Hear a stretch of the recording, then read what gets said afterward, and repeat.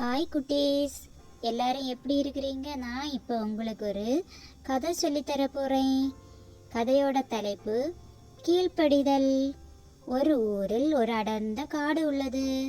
அந்த காட்டிற்குள் மூங்கில் மரத்தால் செய்யப்பட்ட ஒரு ஆசிரமம் உள்ளது.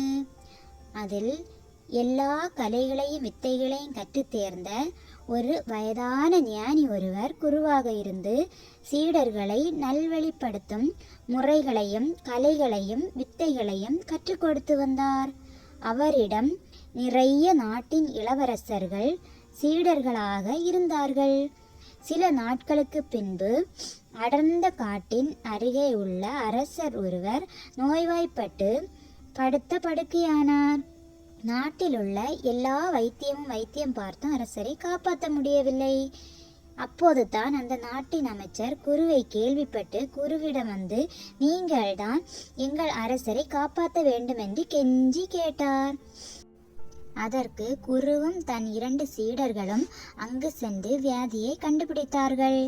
ஆனால் அந்த வியாதிக்கான மருந்து எடுக்க 2 காடு தாண்டி தான் செல்ல வேண்டும். எனக்கு வயதாகி விட்டது, எனக்கு சொல்ல முடியாது என்றார். தன்னிடம் வந்த 2 சீடர்களை அனுப்புமாறு தீர்மானித்தார். அதற்கு சீடர்களும் சரி என்று சொல்லி மூலிகை எடுத்து வர புறப்பட தயாராகுவார்கள். அவர்களை குரு அழைத்து, என்ன மூலிகை எடுக்க வேண்டும் என்று சொல்லி, நீங்கள் போகும் பாதையில் ஆபத்துகள் வரும் என்று அம்புகளை கொடுத்து அனுப்பினார். அவர்கள் போகும் பாதையில் சிங்கம், கரடி, புலி 3 ஆபத்து வந்தது.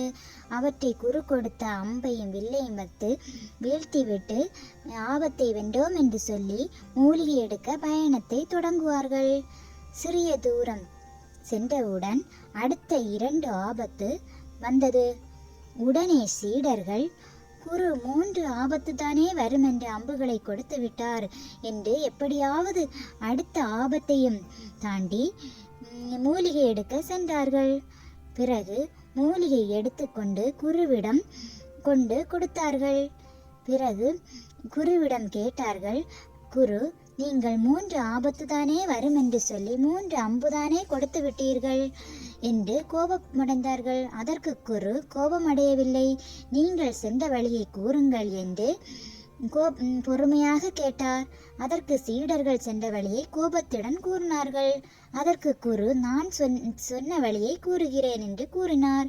பிறகு குரு கேட்டார், நான் சொன்ன வழியும் நீங்கள் சென்ற வழியும் ஒன்றாக இருக்கிறதா என்று கேட்டார்.